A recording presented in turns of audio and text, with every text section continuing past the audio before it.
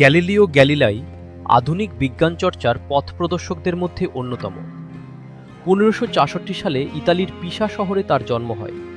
তার পিতা ভিনচেনজো গ্যালিলাই ছিলেন একজন সঙ্গীতজ্ঞ, তবে তাদের পরিবারের আর্থিক অবস্থা তেমন সচ্ছল ছিল না। পরিবারের ইচ্ছা ছিল গ্যালিলিও যেন চিকিৎসাশাস্ত্র অধ্যয়ন করে একটি নিশ্চিত ও স্থায়ী পেশা গ্রহণ করতে পারেন।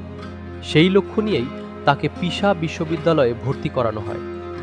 কিন্তু গ্যালিলিওর অন্তর্নিহিত আগ্রহ ছিল গণিত ও প্রকৃতি বিজ্ঞানের প্রতি। চিকিৎসাবিদ্যার প্রথাগত শিক্ষায় তার মন বসেনি, বরং ধীরে ধীরে তিনি নিজের পছন্দের বিষয়গুলির প্রতি বেশি আকৃষ্ট হয়ে পড়েন। এই ধরনের জ্ঞানমূলক ও অনুপ্রেরণামূলক গল্প পেতে আমাদের চ্যানেলটি সাবস্ক্রাইব করুন, ভিডিওতে লাইক দিন, আপনার মতামত কমেন্টে জানান এবং বন্ধুদের সাথে শেয়ার করুন। ছোটবেলা থেকেই গ্যালিলিও ছিলেন গভীরভাবে কৌতূহলী এবং পর্যবেক্ষণ প্রবণ। চারপাশের সাধারণ ঘটনাগুলো তিনি অত্যন্ত সূক্ষ্ম দৃষ্টিতে লক্ষ্য করতেন। একবার পিসার গির্জায় একটি ঝুলন্ত প্রদীপের দোলন দেখতে গিয়ে তিনি একটি অত্যন্ত গুরুত্বপূর্ণ বৈজ্ঞানিক সূত্রের সন্ধান পান। তিনি লক্ষ্য করেন প্রদীপটি দোল খাওয়ার সময় তার বিস্তার কমে এলেও প্রতিটি দোলন সম্পন্ন করতে একই সময় নিচ্ছে। এই পর্যবেক্ষণ থেকে তিনি দোলকের সমকালিকতার আইসোক্রোনিজম ধারণা পান, যা পরবর্তীতে সময় মাপার যন্ত্র নির্মাণে সহায়ক হয়। এটি ছিল তার প্রাথমিক বৈজ্ঞানিক অন্বেষার একটি স্মরণীয় মুহূর্ত। পরে তিনি ফ্লোরেন্সের নিকটবর্তী ভ্যালোম্ব্রোসা নামের একটি ধর্মীয় শিক্ষা প্রতিষ্ঠানে পড়তে যান। সেখানে ধর্মীয় অনুশাসনের পাশাপাশি তার মেধা ও বিজ্ঞান অনুরাগ আরও প্রস্ফুটিত হয়।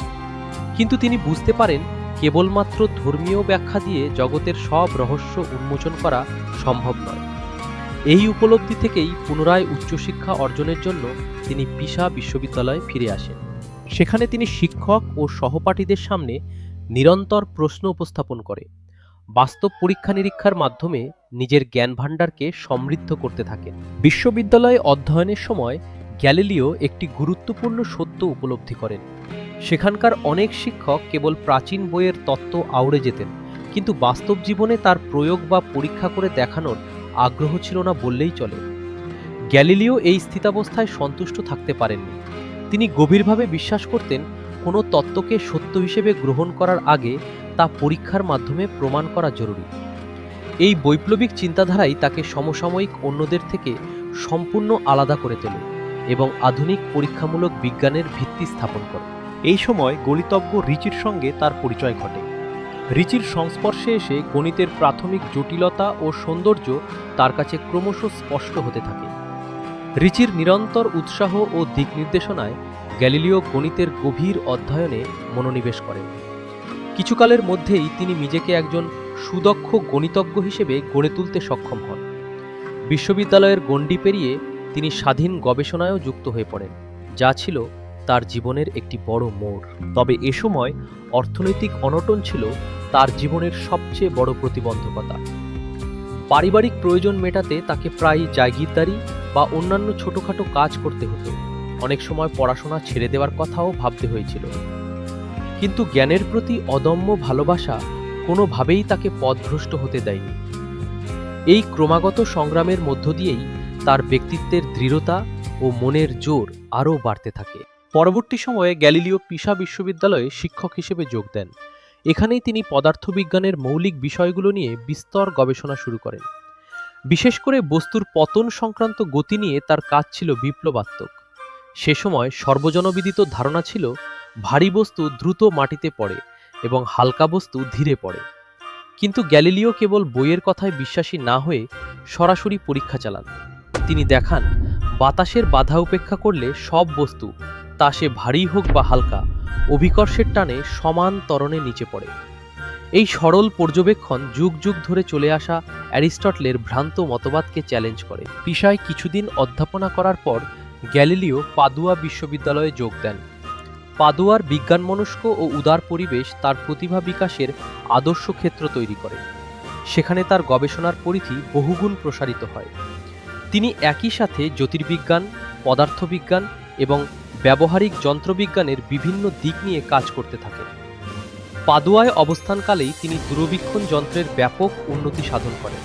যদিও দূরবীনের মূল আবিষ্কারক তিনি নন, তিনি এর গঠন ও লেন্সের এমন উন্নয়ন ঘটান যার ফলে আকাশের দূরবর্তী বস্তুগুলিকে অভূতপূর্ব স্পষ্টতায় পর্যবেক্ষণ করা সম্ভব হয়। এই উন্নত দূরবীনের সাহায্যে রাতের আকাশে চোখ রেখে তিনি একের পর এক যুগান্তকারী আবিষ্কার করে যান। তিনি প্রথম দেখতে পান চাঁদের পৃষ্ঠ মোটেও মসৃণ গোলক নয়, বরং সেখানে রয়েছে অসংখ্য গহ্বর, পর্বত ও উপত্যকা। তিনি বৃহস্পতি গ্রহের 4টি উপগ্রহ আবিষ্কার করেন, যেগুলো আজও গ্যালিলিয়ান উপগ্রহ নামে পরিচিত। শুধু তাই নয়, শুক্র গ্রহের আলো আধারির পর্যায়ক্রমিক পরিবর্তন বা দশা পর্যবেক্ষণ করে তিনি নিশ্চিত হন যে এই ঘটনা কেবল তখনই সম্ভব যদি শুক্র সূর্যের চারদিকে আবর্তিত হয়। এইসব পর্যবেক্ষণ সরাসরি কোপার্নিকাসের সূর্যকেন্দ্রিক তত্ত্বের পক্ষে অকাট্য প্রমাণ হাজির করে। কিন্তু তার এই অভিনব আবিষ্কারগুলো সে সময়ের প্রতিষ্ঠিত ধর্মীয় ও দার্শনিক ধ্যান ধারণার সাথে তীব্র সংঘাতে জড়িয়ে পড়ে। তখনকার দিনে অ্যারিস্টটল ও টলেমির পৃথিবীকেন্দ্রিক তত্ত্ব ছিল রাষ্ট্রীয় ও ধর্মীয় মতাদর্শের অবিচ্ছেদ্য অংশ, যেখানে বলা হতো অচল পৃথিবী এই বিশ্বব্রহ্মাণ্ডের কেন্দ্র। গ্যালিলিও নির্দ্বিধায় কোপার্নিকাসের সেই সূর্যকেন্দ্রিক মতবাদকে প্রকাশ্যে সমর্থন জানান এবং বলেন সূর্যকে কেন্দ্র করেই পৃথিবীসহ সব গ্রহ নির্দিষ্ট কক্ষপথে ঘুরছে। তার এই স্পষ্টবাদিতা চারদিকে শত্রু তৈরি করে, বিশেষ করে যেসব অধ্যাপক অ্যারিস্টটলের মতবাদকে বিক্রয় করে নিজেদের পাণ্ডিত্য ও প্রতিপত্তি বজায় রেখেছিলেন। তারা নিজেদের অবস্থান বিপন্ন দেখতে পান। তাদের প্ররোচনায় ধর্মীয় কর্তৃপক্ষ গ্যালিলিওর বিরুদ্ধে কঠোর অবস্থান নেয়।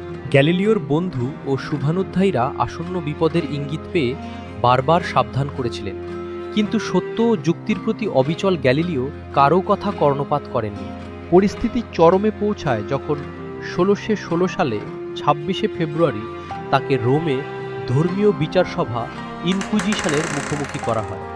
আদালতের তরফে তাকে সুস্পষ্ট নির্দেশ দেওয়া হয় তিনি যেন সূর্য ও পৃথিবীর সম্পর্কে তার প্রচারিত সূর্যকেন্দ্রিক মতবাদ আর না ছড়ান এবং এ বিষয়ক কোনো বই লেখা বা বক্তব্য প্রদান করা থেকে বিরত থাকেন। অমান্য করলে তীব্র শাস্তির ভয়াবহ প্রকৃতি তিনি উপলব্ধি করতেন। তাই বাধ্য হয়ে এবং কঠিন বাস্তবতাকে মেনে নিয়ে তিনি সকল অভিযোগ অস্বীকার করে একটি আপোষপত্রে স্বাক্ষর প্রদান করেন। অপমানিত, লাঞ্ছিত ও ভগ্নপ্রায় হয়ে তিনি ফ্লোরেন্সের নিজ বাসভবনে ফিরে আসেন এবং গভীর নিভৃতে পুনরায় তার পরীক্ষা নিরীক্ষায় আত্মনিমগ্ন হন। কয়েকজন অন্তরঙ্গ বন্ধু ব্যতীত প্রায় কেউই দীর্ঘ সময় তার কর্মকাণ্ডের খোঁজ পায়নি। 15 বছরের নীরব সাধনা ও পর্যবেক্ষণের পর তিনি সৃষ্টি করেন এক অমর গ্রন্থ, যার শিরোনাম ছিল বিশ্বের প্রধান দুটি নিয়ম সম্বন্ধে কথোপকথন। এই বই প্রকাশের আশায় তিনি রোমে গিয়ে তৎকালীন পোপের অনুমতি প্রার্থনা করেন। কিছু কঠোর শর্ত মেনে পোপ বইটি প্রকাশের অনুমতি প্রদান করেন। বইটির কাঠামো ছিল অভিনব। এতে ছিল 3টি প্রধান চরিত্র। একজন জোরালোভাবে কোপার্নিকাসের সূর্যকেন্দ্রিক মতকে বিজ্ঞানসম্মত যুক্তিতে সমর্থন করেন। দ্বিতীয় চরিত্রটি প্রাচীন টলেমিক ধারণার পক্ষে দাঁড়ান এবং তৃতীয়জন পুরো আলোচনায় নিরপেক্ষ ভূমিকা পালন করেন। প্রথম চরিত্রটি স্বয়ং গ্যালিলিওরই প্রতিচ্ছায়া ছিল।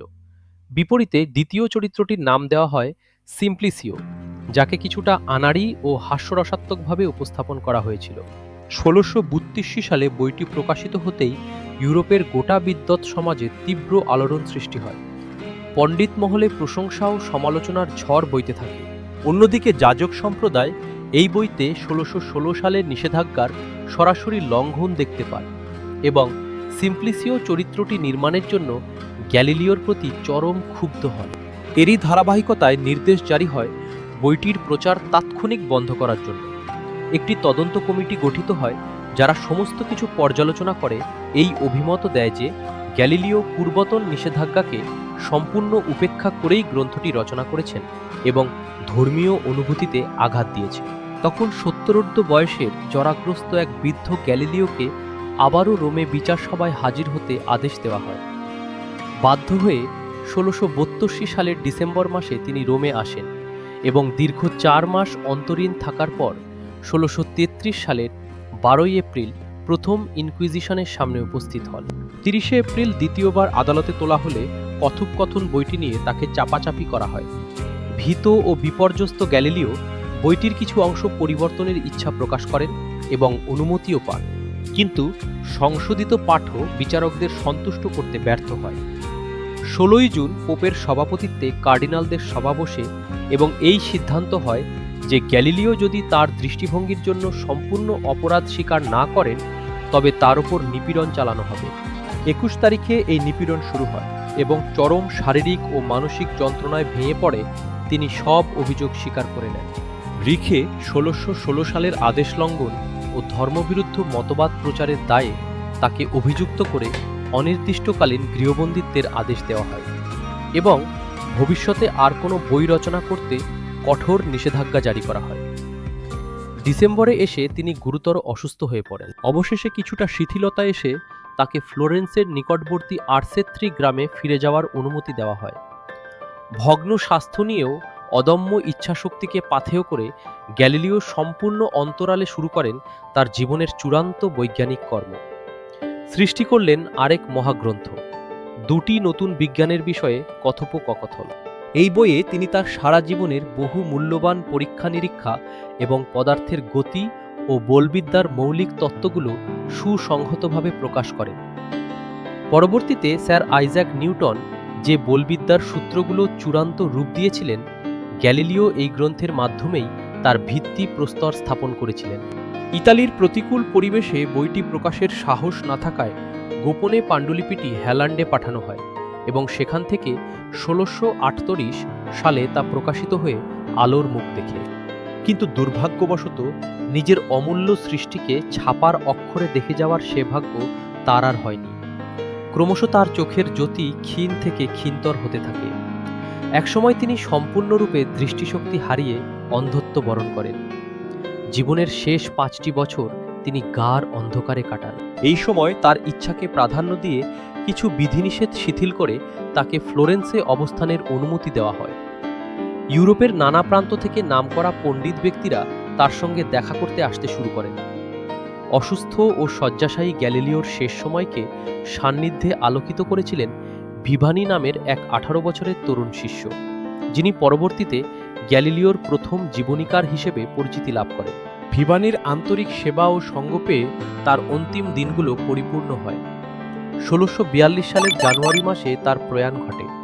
বলা হয়, মৃত্যুর ঠিক পূর্ব মুহূর্তে নিজের শ্রেষ্ঠ অবদান গতির সূত্র, দ্য ল অফ মোশন এর পাণ্ডুলিপি তিনি 2 হাতে আঁকড়ে ধরেছিলেন, যেন মৃত্যুর নীরবতাকে পেরিয়ে তার অমর সৃষ্টি পৌঁছে যায় জীবনের অনন্ত গতির ধারায়। গ্যালিলিওর জীবন একই সাথে জ্ঞানের আলো ও সত্যের প্রতি আপোষহীন সাহসের এক চিরন্তন প্রতিচ্ছবি, যা আজও প্রতিটি নিপীড়িত মুক্তচিন্তার মানুষকে অনুপ্রাণিত করে চলে।